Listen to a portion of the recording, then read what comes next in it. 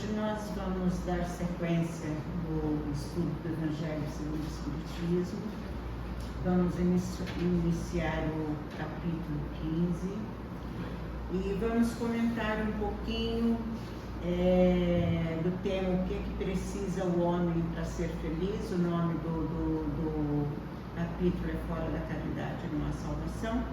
E vamos falar um pouquinho também a respeito da caridade. Vamos à leitura do texto. Disse Jesus: Ora, quando o Filho do Homem vier em sua majestade, acompanhado de todos os anjos, sentará no trono de sua glória. Reunidos diante dele todas as nações, separará um dos outros, como o pastor separa os bodes das ovelhas, e colocará as ovelhas à sua direita e os bodes à sua esquerda. Então dirá aos que estiverem à sua direita: Vinde bendito do meu Pai, tomai posse do reino que vos foi preparado desde o princípio do mundo. Porquanto tive fome e me destes de comer, tive sede e me destes de beber. Careci de teto e me hospedastes, estive nu e me vestiste, achei-me doente e me visitastes, estive preso e fostes me ver. Então os justos lhe responderão: Senhor, quando foi que tivemos com fome e te damos de comer, ou com sede te damos de beber? Quando foi que te vimos sem teto e te hospedamos, ou despido e te vestimos? E quando foi que te soubemos doente ou preso e fomos visitar-te?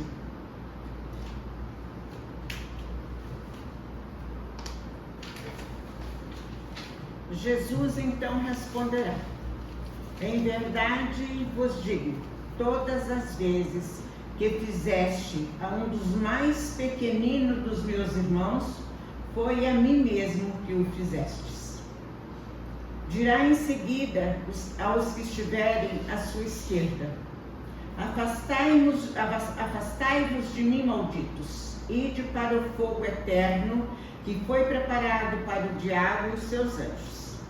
Porquanto tive fome e não me destes de comer, tive sede e não me destes de beber, precisei de teto e não me abrigastes, estive sem roupa e não me vestistes, estive doente e no cárcere e não me visitastes. Este texto foi extraído do Novo Testamento. Faz parte do Sermão da Montanha, narrado aqui pelo evangelista Mateus, no capítulo 25 do Novo Testamento. E como na maioria das vezes, Jesus falava por parábolas.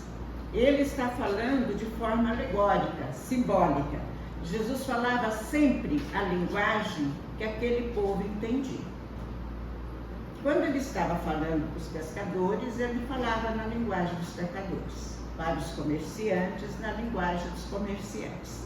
Aqui esse texto foi dirigido aos pastores.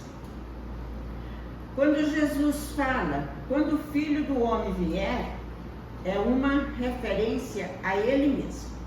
Terá diante dele todas as nações reunidas e separará um dos outros. Ele está se referindo à transição planetária. Ele está dizendo que os que acompanharam a evolução do planeta reencarnarão aqui, na Terra, como planeta regenerado. E aqueles que não acompanharem serão excluídos. Na sequência ele diz: como o pastor separa os bodes das ovelhas e colocará as ovelhas à sua direita e o bode à sua esquerda. Quando Jesus fala da separação dos bodes e das ovelhas, ele está falando aos pastores que conhecem o comportamento de ambos os animais. As ovelhas são dóceis e obedientes, obedecem o comando do seu pastor. Os bodes são animais desobedientes e rebeldes. Precisa ser tratado com mais firmeza. Aqueles que já trabalharam no campo, já trabalharam com ovelha, né? Já trabalharam com os bodes, as cabras e os cabritos, sabe bem disso. Que quando solta de manhã um pasto, as ovelhas se reúnem para pastar e elas não fogem. Os bodes, as cabras e os cabritos se separam todos e se adentram pelo mato. Quando é na hora de recolher, no final da tarde, o pastor chega na porteira do pasto e chama pelas ovelhas, as ovelhas vêm, basta chamar. Enquanto os bodes precisa ir atrás e pôr o cachorro para conseguir trazê-los. Então os pastores conheciam bem essa diferença de comportamento, né? Do bode e das ovelhas. Eles tinham natureza bastante, tem natureza bastante diferente. Naquela época, a direita era considerado um lugar especial, um lugar de honra e de poder. Enquanto que a esquerda era considerado um lugar de vergonha e de desonra, enfim, do mal. Os bodes eram considerados símbolos do mal e as ovelhas do bem, pelo fato de terem a natureza diferente e pela crendice daquele povo. Nesta parábola, os bodes são comparados com os espíritos que não acompanharam a evolução da terra e as ovelhas com os espíritos que evoluíram paralelamente com a evolução do planeta. E é a essa divisão que Jesus está se referindo neste texto. Para muitos, Jesus está se referindo ao final do mundo, mas à luz do Espiritismo, Jesus está se referindo à transição planetária. À esquerda são os espíritos que insistem no mal e precisam ser excluídos para mundos de acordo com o seu grau de evolução, porque se ficarem junto com os espíritos mais elevados, vão atrapalharem a evolução do planeta. À direita são os espíritos que evoluíram e acompanharam a evolução da Terra. No momento que este mundo for elevado na hierarquia, mediante o seu progresso para o progresso dos seus habitantes para o mundo superior, os que não acompanharam serão interditados, serão excluídos. Nessa interdição se aplicará a todos os espíritos, tanto aos encarnados quanto aos desencarnados. Estes espíritos serão exilados para mundos inferiores e ao mesmo tempo serão substituídos para espíritos mais adiantados.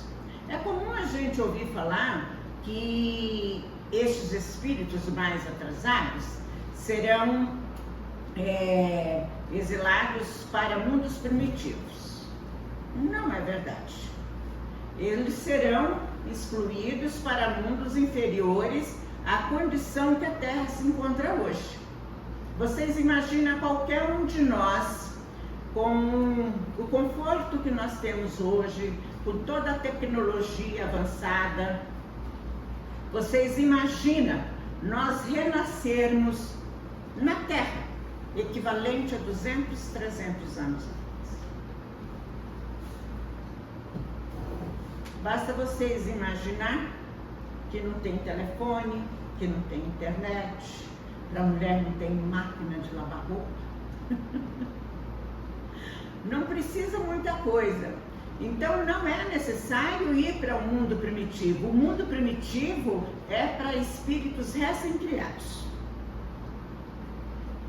Tanto que na sequência, esta é a separação que Jesus faz referência, de forma figurada, quando ele diz: os bons passarão à minha direita e os maus à minha esquerda. Jesus nos mostra que a evolução está intimamente ligada à caridade, à piedade e à compaixão. Tanto que na sequência ele diz: aos que estiverem à sua direita, vinde benditos do meu Pai, tomai posse do reino que vos foi preparado desde o princípio do mundo. Porquanto tive fome, me deste de comer, tive sede, me deste de beber, careci de teto e me hospedastes. Estive nu e me vestiste, achei-me doente e me visitaste, estive preso e me foste ver. O que Jesus está referindo aqui? Aqueles que foram caridosos. Porque na realidade ele diz que quando tudo que fizer a um dos mais pequeninos dos meus irmãos, é a mim que fizestes. Então Jesus está aqui se referindo à caridade. Mais uma vez Jesus deixa claro que a evolução está intimamente ligada à caridade. Ele não se refere apenas às necessidades materiais, mas também o apoio moral. Nos momentos em que temos tudo para suprir nossas necessidades físicas, mas nos encontramos com a alma ferida, nesses momentos necessitamos da caridade dos nossos irmãos, do carinho, do ombro amigo e às vezes mesmo de alguém apenas que nos ouve. Quando ele diz que esteve doente, preso, com fome e foi assistido, os outros perguntam: Jesus, quando foi que te viste com fome, sede e te assistimos? E ele responde que todas as vezes que fizemos a um dos seus irmãos, foi a ele que nós fizemos. A doutrina nos ensina que aqueles que alimentou, vestiu, visitou, acolheu, são os que conquistarão a terra regenerada. Os que, ao contrário, não praticaram a caridade, serão excluídos do planeta, independente de raça, de cor, de credo, de posição social. Neste capítulo, nós encontramos também a seguinte citação: afastai-vos de mim, malditos, e ide para o fogo eterno, que foi preparado para o diabo e seus anjos. Vocês são capazes de imaginar Jesus dizendo isso? Vocês são capazes de imaginar que o mesmo Espírito que disse: eu vim para os doentes, aquele que não tiver pecado atire a primeira pedra, fazei ao outro tudo o que gostaria que vos fizessem, não julgueis para não ser julgados, se baterem em tua face, ofereça outra, se pedirem para te caminhar 1000 passos, caminha 2000. Se te roubarem o paletó, ofereça também a capa. Vocês já imaginaram Jesus dizendo: afastai de mim, malditos, ide para o fogo eterno que foi preparado para o demônio e seus anjos? Dá para imaginar Jesus falando isso? Primeiro, que demônios e inferno, da forma que entendemos, não existe. Segundo, que para a doutrina espírita também não existe suplício eterno. Todo sofrimento é equivalente à falta. Tanto é que para cada falta é uma pena diferente. Da mesma forma que nós fazemos com os nossos filhos. Se a criança faz uma arte, nós damos geralmente: hoje você não vai fazer isso, ou por tantas horas você não vai fazer isso. Nós não falamos que pro resto da vida ela não vai fazer isso. Nós não damos um castigo para o resto da vida. Nós que somos seres imperfeitos, seriam melhores do que Deus? Seríamos mais justos do que Deus? Com certeza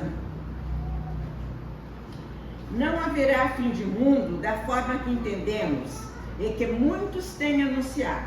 É sim o fim da imoralidade, dos interesses materiais, que serão substituídos pelos interesses morais e espirituais. Esse processo evolutivo virá de forma tranquila, não será brusca.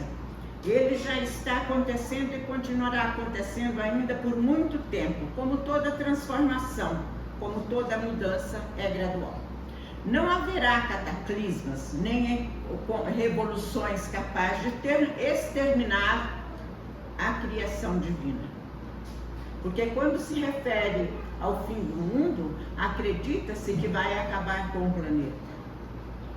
E na realidade, nada será capaz de acabar com a criação divina.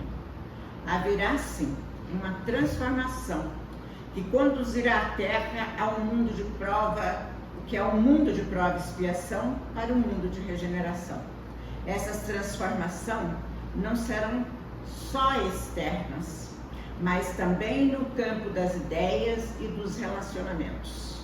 Essa transformação criará uma nova ética baseada na verdadeira moral, e essa será a tônica do novo mundo. Para que haja felicidade na Terra, é preciso que os espíritos que o habitam sejam afinados com o bem. Portanto, é preciso que aconteça uma limpeza no nosso planeta, ou seja, os espíritos obstinados, teimosos, resistentes ao mal, desencarnarão aqui, e aqui não reencarnarão mais. Reencarnarão em mundos mais atrasados, relacionado com o seu grau evolutivo, aonde irão expiar seus erros e aprenderão com trabalho e sofrimento a não mais transgredir as leis de Deus. Isso acontecerá naturalmente. Os espíritos atrasados aqui não mais reencarnarão, e os espíritos mais evoluídos novamente reencarnarão à Terra ou em planetas em condições equivalentes, e se cumprirá a profecia. Felizes os que herdarem a Terra. Juízo final não é acontecimento de um dia, mas de todos os instantes em que se faz necessário o autoconhecimento, a reforma íntima e selecionar as sementes que iremos plantar a partir de agora. Não nos inquietemos, não importa o que fizemos até hoje, o importante é o que faremos daqui para frente. O amor cobre uma multidão de pecados, nos ensina Pedro. Ainda é tempo de reparar os nossos erros nessa atual encarnação. Não dá para mudar o passado, mas podemos construir um novo futuro, nos diz Chico. Somos todos filhos de Deus, e o nosso governador é nada mais, nada menos do que o nosso Mestre Jesus. E ele prometeu que estaria sempre conosco. Não podemos jamais duvidar das promessas de Jesus. Tenham todos uma boa tarde, a todos um bom final de semana, um Feliz Natal, um próspero Ano Novo. Mas não nos esqueçamos que dia 24 à meia-noite e o domingo, não nos esquecemos do aniversariante. Tudo é importante, mas ele é o principal. Boa tarde, muito obrigada.